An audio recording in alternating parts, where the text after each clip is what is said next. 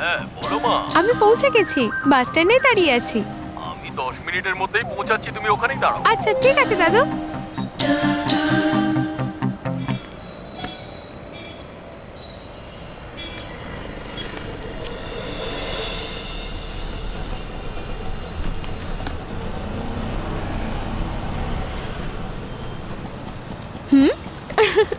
High. ওরে আমার নাতনি,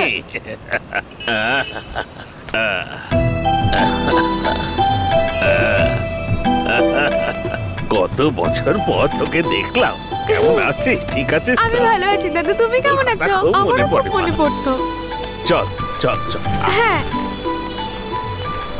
অনেকটা সময় আমার জন্য অপেক্ষা না না, কোনো ব্যাপারই না দাদু। বস বস, চলো বাড়ি যাবো।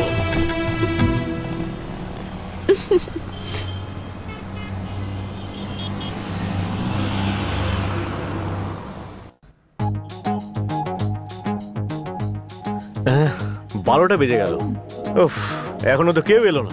যদি কেউ না আসে তাহলে ব্যবসা কি করে চলবে? এসি লাগানোর পর তো ইলেকট্রিক বিলটাও বেশি আসছে, তার উপরে আজকে আবার চিকেন টিক্কাটাও বেশি করেছি। কে জানে কোথায় ঘুরে বেড়াচ্ছে সব। কি রে ভাই? হ্যাঁ ভাই বল না। আরে কোথায় আছিস? কোথায় ঘুরে বেড়াচ্ছিস তুই? এই তো রাস্তায় আছি ভাই, 10 মিনিটে পৌঁছাচ্ছি। আরে এখানে খুব ভিড় লেগে গেছে। কোথায়? আমাদের দোকানে? একটা কাজ কর, এখানে আসার সময় কিছু মাছি ধরে নিয়ে আসিস। কিসের জন্যে? মারার জন্য। আরে তাড়াতাড়ি আয় না। এই তো 10 মিনিটে আসছে।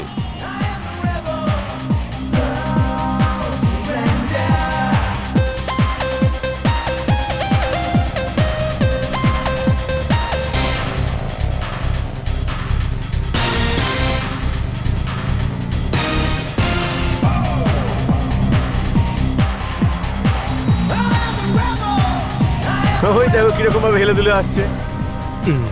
এই এতক্ষণ কোথায় ছিলিস ভাই?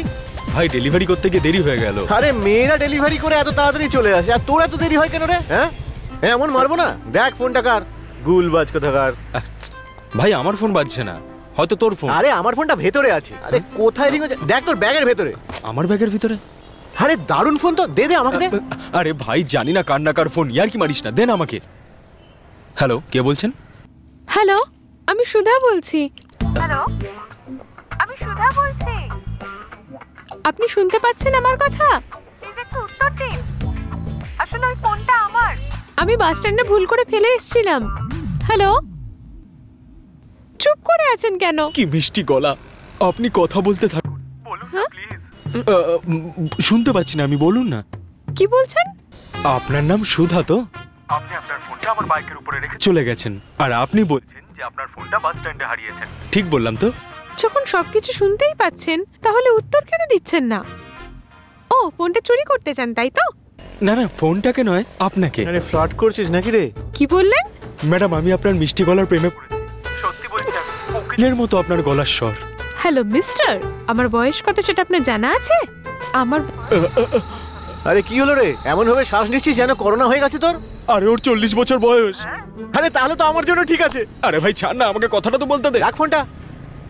হ্যালো, আপনি বরং একটা কাজ করুন, আমার সঙ্গে এসে দেখা করুন, আমি আপনার ফোনটা ফেরত দিয়ে দেবো। এ কি, আপনি হাসছেন কেন ম্যাডাম? খুব ভালো। 40 বছর শোনার পরই উল্টো পায়ে হাঁটছেন দেখছি। ভয় পাওয়ার কিছু নেই, আমার বয়স 40 বছর নয়, তাতে এখনো 20 বছর বাকি।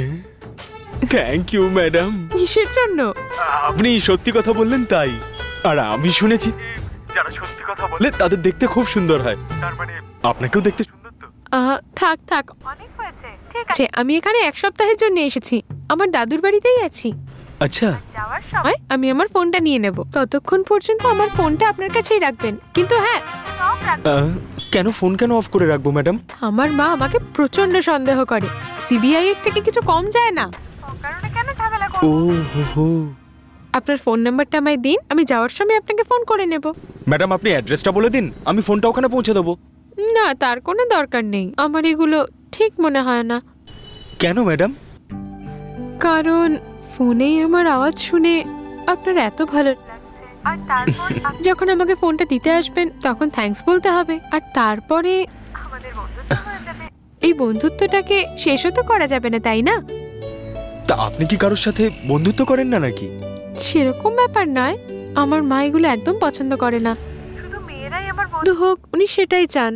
আমি 20 বছর পর আমার দাদুর বাড়ি এসেছি, আর তাই আমি ওনার সাথে থাকতে চাই। প্লিজ আপনি আপনার নাম্বারটা দিন, আমি নোট করে নিচ্ছি। 86567171 ঠিক আছে। কি ম্যাডাম, আপনার ফোনে কল আসছে কারোর? আরে আরে, আপনি কোনো ফোন অ্যাটেন্ড করবেন না, আর ফোনটা সুইচ অফ করে দিন। আমি এখন রাখছি। ওকে ম্যাডাম, ঠিক আছে, থ্যাংক ইউ।